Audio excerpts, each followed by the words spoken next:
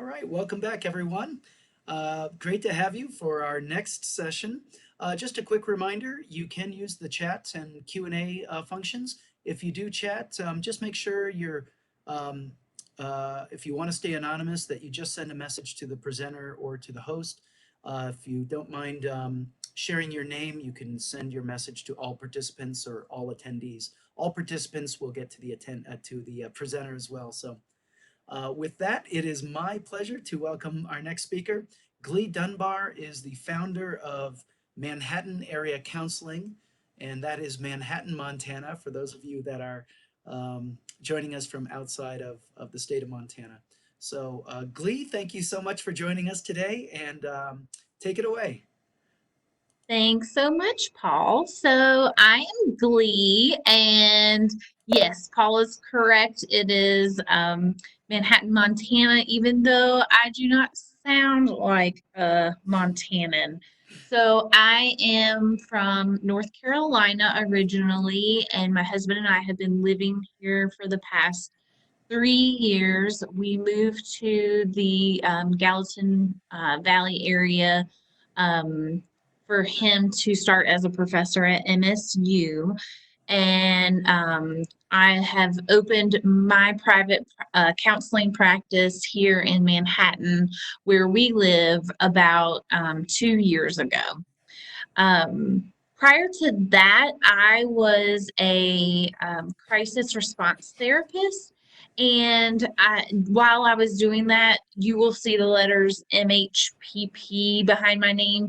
I became a mental health professional person, and I kind of like to explain what that means to people because that doesn't really explain what that is. So I am one of the people that can evaluate someone and determine if they need to be hospitalized due to mental health concerns. And that's what a MHPP is. It's a very helpful tool to have in counseling practice, so that I can evaluate my clients and see if they need a higher level of care.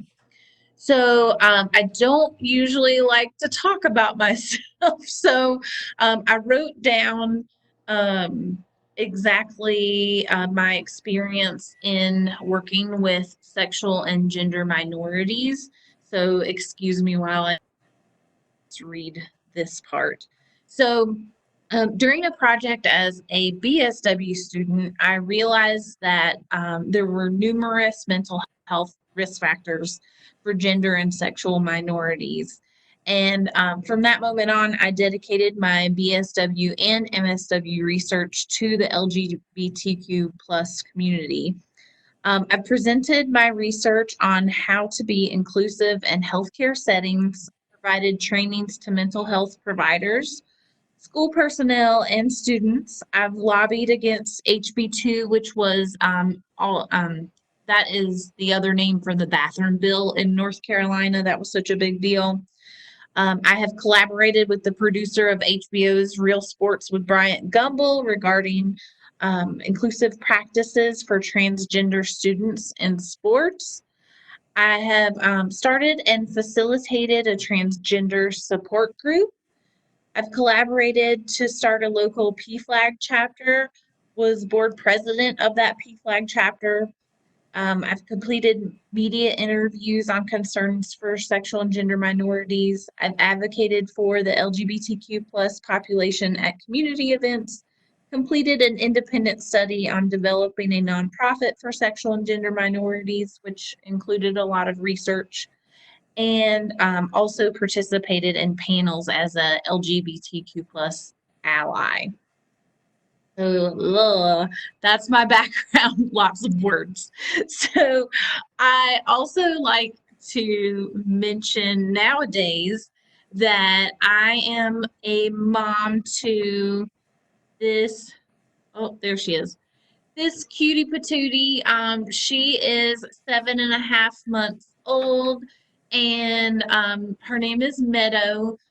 I like to mention this because I was always told that mom brain was a thing before I had her, and that is very true. I definitely find myself stammering on words more often now after having her, so excuse me. So, we are going to be talking about mental wellness for sexual and gender minorities and some of my research in that regard. So, a lot of the research has shown that sexual and gender minorities, which, by the way, I use the phrase sexual and gender minorities and LGBTQ plus interchangeably in the research and data. You will see that a lot. So, if you hear me saying that, that's why. So, there's been a lot of research that's been done on how this population faces a much greater risk for things like depression, anxiety, substance use, self-harm, suicidal thoughts and attempts. And this is impacted by a lot of our societal views, cultural views, religious views. Many things play a role into the high risk factors for this population. And this is definitely something that providers need to be aware of so that they can do appropriate assessment and screening when they are working with these individuals. So I wanted to talk a little bit about protective and risk factors. So when I am evaluating someone, especially when I am assessing them in regards to crisis, I am constantly trying to think of what are their protective factors and what are their risk factors to hopefully reduce the likelihood that they will need crisis intervention. And it's really important to keep those things in the back of your head. Sometimes I will actually even write a list side by side. I always tell people that I'm talking about this too, that just because, like, if you had a long list of risk factors, but maybe there were only a few protective factors, that does not necessarily mean that they're going to go into crisis. It's not quantity, it's more quality. So when I talk about protective and risk factors, a lot of the times I just include them together because usually they're just the opposite of one another. And it's easy to look at it in that way. Sometimes things don't work out that way. But so the first one to think about specifically in regards to sexual and gender minorities is whether or not they have a supportive or unsupportive family. That can be a potentially huge protective or risk factor, depending upon which one that they have. Next is basic needs. So, basic needs is a huge one to evaluate. That's basically our baseline of if all of those things are met. Next is culture of the area. So I have definitely noticed, and it's like this in North Carolina too, dependent upon, what pocket you live in, is going to change people's views of sexual and gender minorities greatly. So out here in Manhattan, I have definitely noticed a more conservative vibe versus in town in Bozeman.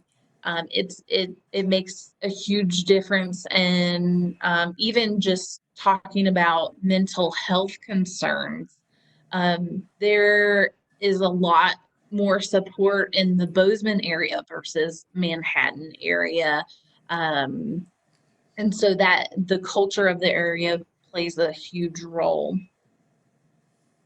environmental safety. And so this can also be tied into the culture of the area. So is someone that openly identifies as a sexual or gender minority going to be safe openly out in their environment? If the culture of that area is very hostile, they may not be safe. And that is definitely going to be a huge risk factor if they are in danger of being physically harmed. Quality of relationships outside of the home. So this one is a really big one. A lot of the sexual and gender minority youth and just individuals in general have told me that they may not have had the most supportive family, but they had people in their lives that played a huge role in regards to support. And so if they have really strong ties with individuals that are outside of their home, then that could very well enhance their protective factors greatly. I actually had one individual that they ended up moving out of their family home and into the home of a friend and their family because they were more accepted in that regard. And of course, we know that a lot of LGBTQ plus youth end up homeless, unfortunately, and that is the case a lot of the times, is that they end up living with other families. So that can be both a big protective factor and a risk factor if they don't have those quality relationships outside of the home. Feelings about self. So there is something called internalized homophobia, and that is, if you haven't heard of it, it is basically, being homophobic towards yourself due to society's pressures of being a certain way. And internalized homophobia can be very detrimental to individuals that identify as sexual and gender minorities. It can oftentimes lead them away from identifying as their true selves, which of course is very difficult. Coming out. So where an individual is at in the coming out process. You guys may have heard of this before, but so coming out for sexual and gender minorities typically is not a one and done thing because of how our society works, unfortunately. So I don't have to go up to people and explain that I'm a cisgender female and straight, whereas someone that identifies as a sexual and gender minority will most likely have to come out throughout their entire lives, whether that is in their working environment or new friends, just new people they meet all the time. They're having to constantly come out. So when I say, coming out, how comfortable they are in the coming out process can be both a protective and a risk factor. And history of suicidal ideation and self-harm. So this is a huge one because research has definitely shown that individuals with a history of suicidal ideation and self-harm and potentially, suicidal attempts have a much higher likelihood of having those behaviors and thoughts again. So this is definitely something to assess for and to keep an eye on. So I was wanting to leave this open for a moment and see if anyone else had thoughts about other protective and risk factors that you can think of for sexual and gender minority youth and just sexual and gender minority populations in general.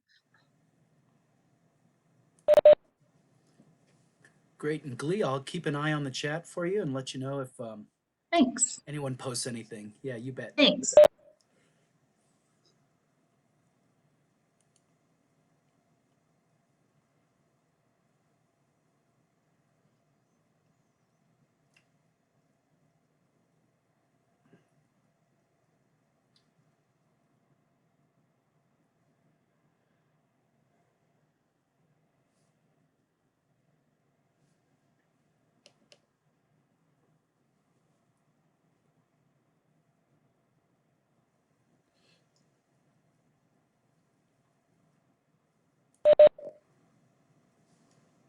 Someone just wrote religious affiliation. Yes, absolutely. That's a really big one. Definitely. That can be it can be protective if they identify with a religion or even with a congregation that is supportive, or it can be a huge risk factor in, the pressure to be a certain way if they are part of a religion that's not as accepting. Anybody else have any ideas?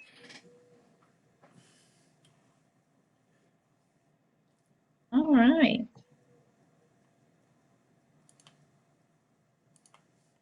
So, how to enhance protective factors? So, of course, like I mentioned, our baseline is basic needs. So, oftentimes I will remind myself of Maslow's hierarchy of needs. I have a worksheet saved on my computer, and I'll pull that up and I will remind myself, like, okay, where are they at? Do they have all of these needs met? And if not, what can I provide them in regards to information on resources that's in the area that I can help them meet those basic needs? Because we have to make sure that those bottom physiological needs are met first before we can move forward. Next is, so I'm going to pull this up in a different application. So next is safety planning. And let me pull that up in a PDF. See if I can do this smoothly.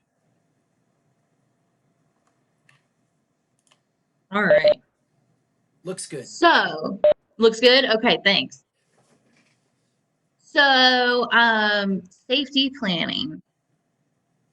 You guys may have heard of safety planning, you may have not. It's a big term in crisis intervention.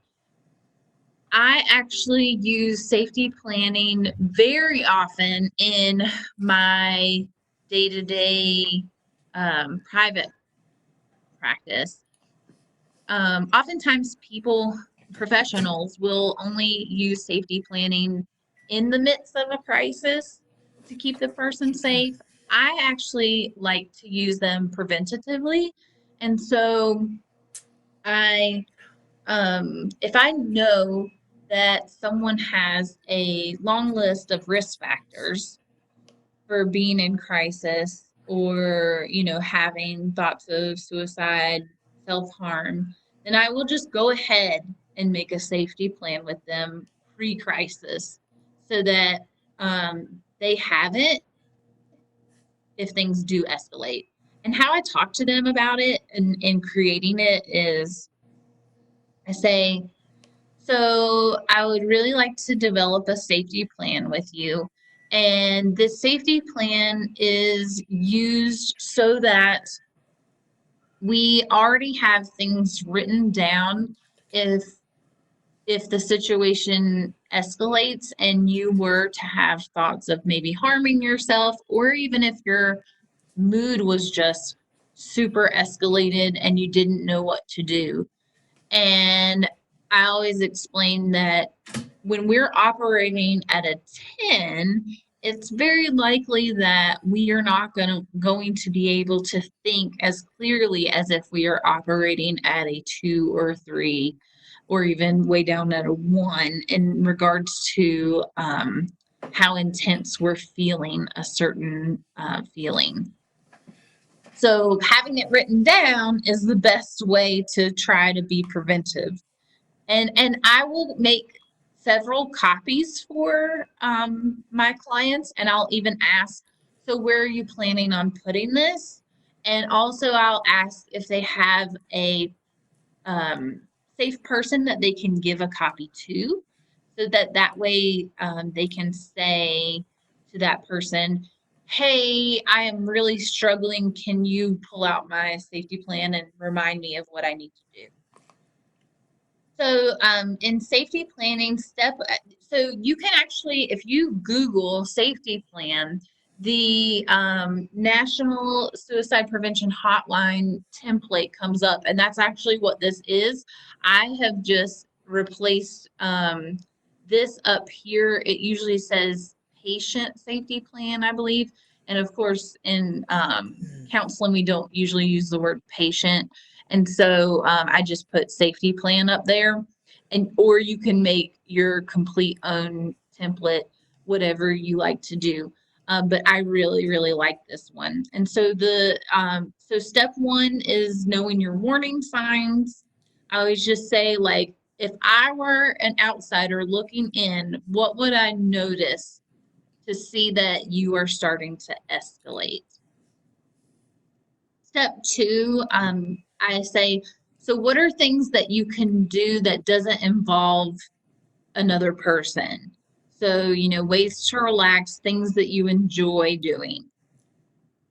How I do step 3 is, first I say, where are 2 places that you feel safe? And these places can be a specific bedroom in your home, or it could be a trail, wherever you feel comfortable and safe. And I'll list those first, and then I'll say, and now there's 2 sections that involve people. The first section are people that you can just use as a distraction. You don't necessarily have to be open and say, I'm in a crisis right now. The second section is who you can actually say, hey, I'm not doing well and I need help. And I'll put those in those 2 sections. When I'm with people, I will actually have them pull out their phones and ask for their contacts numbers so that I can write them down. And I'll say that this is just for them. The reason that I do that is because I have, as a crisis response therapist, there have been lots of situations that I have been in which the individual's like phone is broken, like they threw it. I've had people that have thrown their phones in the midst of a crisis, and so it's broken and they don't know anyone's number, or it's dead and they don't have a way to charge it. So if they have it written down, that way, no matter what, usually you can have access to a phone and you can contact who you need to. On mine, I go ahead and I already have my information plugged in, the help center, Bozeman Hospital, Hope House information. I've also added next to that, there's the online chat available 24/7, and this is a crisis text line that they can text. Making your environment safe. So this is basically assessing for me. So asking the person, when you're assessing a person, you need to know if they've had specific thoughts of how they would harm themselves. And if they do, then how are we going to keep those means away from that person? That's a very important thing, if a person is escalated and they have guns in the home, then I am going to talk to them about, is there someone that can take those guns while we're just in this period of time of how they're feeling. If they've never really had a specific thought of how they would harm themselves, then I'll just say, one of the things I suggest to put in there is just go be around another person, and that will make your environment incredibly more safe, because typically you're not going to do something to yourself if there is another person just in your environment, even if you're not necessarily saying you're having those thoughts. So just go be around another person. And then this last statement really gets people thinking, this fill in the blank. So the one thing that is most important to me and worth living for is blank. And I really like ending it with that, because people usually get very deep in their thought, and this really helps enhance those protective factors that we've been talking about. So now I'm going to switch back and let me see if I can do that easily.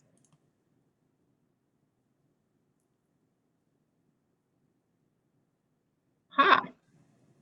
Does it look good, Paul? No, I think you'll have to do what we did before. Oh, darn. Yeah. Okay. So go ahead and share your screen again, or share your file. Yep, there. Good? Yep. Okay. Okay, and so next, so the internalized homophobia that I was speaking of earlier, there's actually, so you can Google internalized homophobia scale, and there is a list of statements that you will read to your clients, and they will tell you true or false. And from there, you will determine if you feel like they are experiencing internalized homophobia. That is something very important to know, so that hopefully you can, if you know that, then you can start working on enhancing their self-esteem and their self-image to enhance those protective factors. Then, so I'm not going to go through all of them, but there are a ton of resources out there for support for individuals. I will just load my clients up with resource lists, and a huge thing to do is to follow up on if they've used those resources, especially if they're talking about, feeling isolated, or, feeling like there's not a lot out there.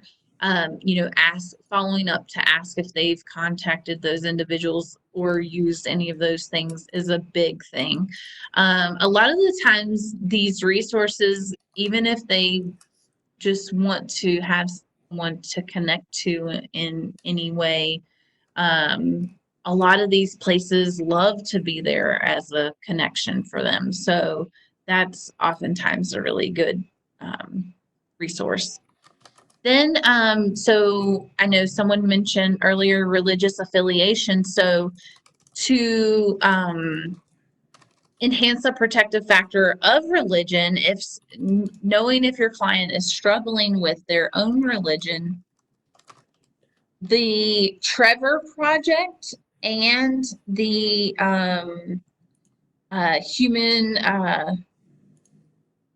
Human Rights Corporation, they actually both have Human Rights Campaign, sorry.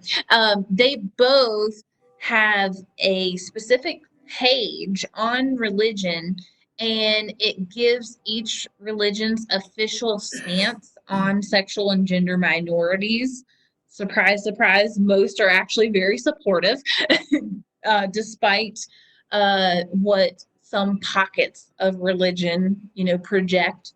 And so, connecting them with that resource is a really big deal, because if they're struggling because maybe their individual church is less supportive and more conservative, then seeing that, hey, my overall religion is actually very supportive, and here's, information on, like books and things like that that share that they are, and maybe even quotes from the Bible and those things, that can be very powerful in enhancing those protective factors. And Paul, I don't know how exactly you'll have this PowerPoint, but I listed the actual pages in the notes section of this PowerPoint for people to access. How can we do that? I could post those in the chat. How's that sound? Okay, yeah, that sounds great. Okay. Yeah. Because yeah, those are that's a really good resource. And then lastly is coping skills. So my clients probably get really tired of me talking about coping skills and asking if they've used their coping skills, especially my teens. We laugh a lot about my use of the phrase coping skills. I have a list that I found online, and I've maybe added things to it, of 140 coping skills, something like that, that I give to most of my clients. And I even have it in my waiting room for people to just take if they need it. And it's just random ideas of things that you can do to feel better. And I am always loading my clients up with coping skills and trying to encourage them to use those. So, having empathy for unsupportive guardians. So, in our work, we oftentimes have a ton of empathy for our clients, who are oftentimes the ones that are identify as sexual and gender minorities when talking about this population. And it can be really difficult to have empathy for unsupportive guardians. Our loads and loads of empathy for our clients can sometimes create a disconnect with the parents or guardians. And that can be very problematic for both really for your client and your work. So if you do not have good rapport with your client's guardian, and they are a minor, well, you may have your client be pulled out of counseling, which then in turn hurts your client and the family. And so it's super important to have empathy for these guardians. So I'd like to do a little activity. Oh, there's my train. I'm in Manhattan, always a train. So I'd like to try to do a little activity. I usually do it in person, and so we're gonna see how this works. But if I can have some volunteers, you can use the Q&A if you'd like to remain anonymous, or the chat. But I'd like you to throw out, you can do it all at the same time, a location that you would like to be living in 10 years.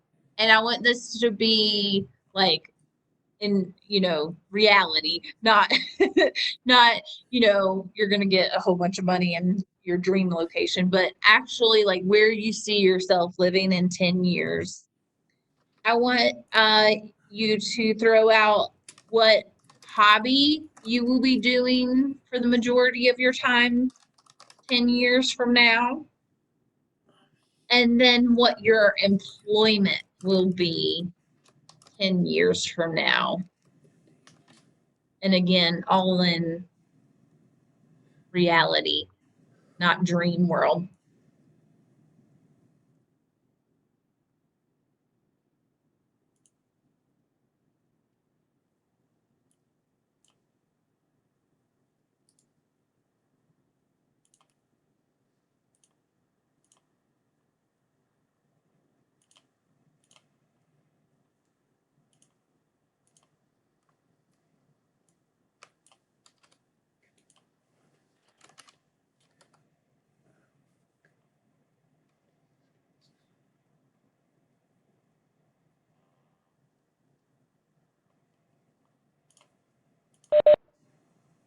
Glee. I'm monitoring. I don't see any.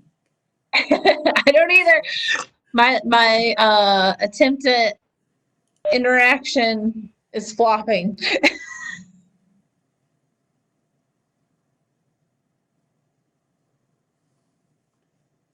Okay, guys, you don't want to play. That's fine. So, um, basically, this activity, um, I usually have people write those things down on a Post-it note, and then I collect all the Post-it notes and then hand them out to other people and then tell them that that is now what their future is going to be. They are going to be living in this place that they did not choose. They're going to be doing this hobby that they did not choose, and they are going to be employed in this way that they did not choose. So when we think about guardians, oftentimes these people have known these youth for many years and have grown an attachment to them. And oftentimes when we become attached to others and have an intimate relationship with them, we develop what we think is going to be their future. We think that, we have an idea of what their future is going to look like. And so for these parents or guardians, all of a sudden they're getting this information that the person that they care about most or have lots of feelings for are their lives are going to be dramatically different than what they thought. And that can be really scary. And that is a huge adjustment for them. And so having some empathy for them in that regard is really important, because even the most supportive of parents still go through an adjustment period, and potentially constantly have to go through that adjustment period. So when I was the president of PFLAG, I worked very closely with a very supportive parent of a transgender teen. And they actually shared with me that, they are, 1,000% supportive. They actually helped found PFLAG in that area as well. But it is very hard when they had what they thought was a boy and a girl, and now they have two boys. And also, people that they used to know that they haven't seen in a long time, they'll run into and they'll say, "Oh, how's your daughter doing?" And that process for them, like, do they take the time to say, "Actually, I have two sons now"? It's all very complicated and difficult, no matter how supportive the family is. So having empathy is very important, and walking that line, that balancing that line. Also, in regards to having empathy, I do find myself, like, I'll have empathy for the parents, but I will also have to be incredibly direct in regards to the severity of risk associated with suicidal ideation and attempts, especially if the risk factors are super high, and especially for trans youth, because the risks are even higher for that population.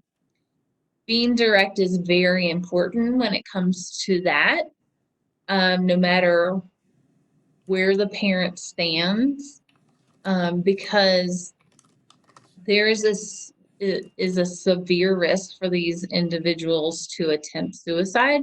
And I don't ever want a guardian to be thrown off guard when or if something happens. I want them to know of these risks so that they then can play a role in trying to enhance protective factors. So that's a super important role to play as well. And it's very hard. It's very hard to tell a guardian your child is at a high risk of attempting suicide, and I need you to help me in enhancing these protective factors so that we can try to reduce those risks. All right, I left some time for some questions if there's any. Great. I'll just remind our attendees to type those into the chat box, and I will monitor those.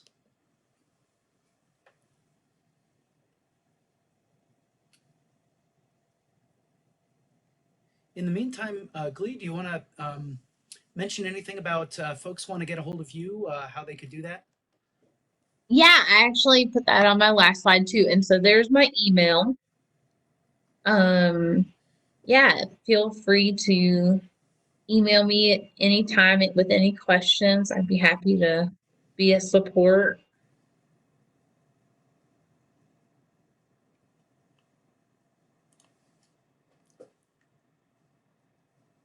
All right. Well, I don't see any questions coming up, and we just have a couple more minutes here before we've got to transition to the next set of presenters. So, Glee, any Right. closing comments from you? No, just thank you guys so much for attending. I really appreciate it. And I'm glad that, we have this so that people can expand their knowledge about this population. Well, Glee, thanks so much. We appreciate your time today, and we will transition. We'll just take a quick break until our next panel presentation comes on. And with that, I'm going to stop the recording here.